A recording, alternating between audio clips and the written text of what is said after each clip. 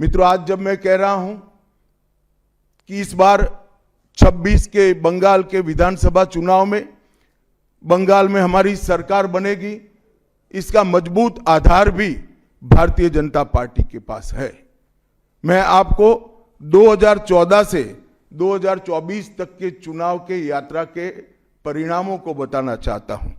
2014 के लोकसभा चुनाव में हमें 17% वोट मिले थे और 2 सीटें मिली। मेरी बात जरा सभी पत्रकार बंधु ध्यान से सुने। 2014 के चुनाव में हमें 17% वोट और 2 सीट मिले थे।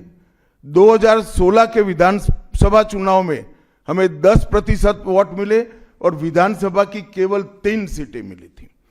फिर 14 से 19 के बाद 19 के लोकसभा चुनाव में हमें 41% वोट मिले और 18 सीटें मिली।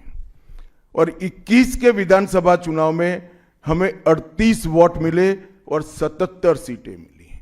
ये बहुत बड़ा अंतर है।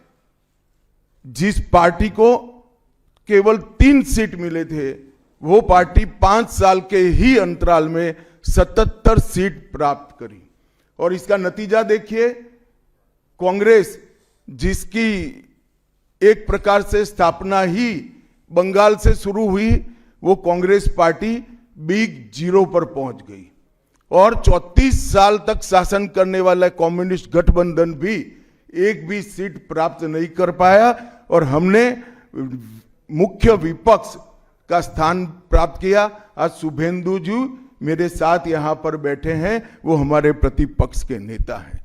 24 के चुनाव में भी हमने 39% वोट प्राप्त किया, 12 सीटें प्राप्त की और 26 में हम निश्चित रूप से प्रचंड बहुमत के साथ भारतीय जनता पार्टी की सरकार बनाने वाले हैं।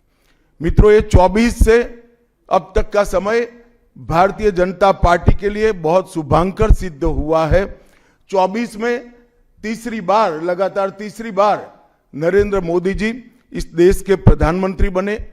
उसके बाद महाराष्ट्र में, हरियाणा में, दिल्ली में और अब बिहार में भारतीय जनता पार्टी की सरकारें बनी हैं।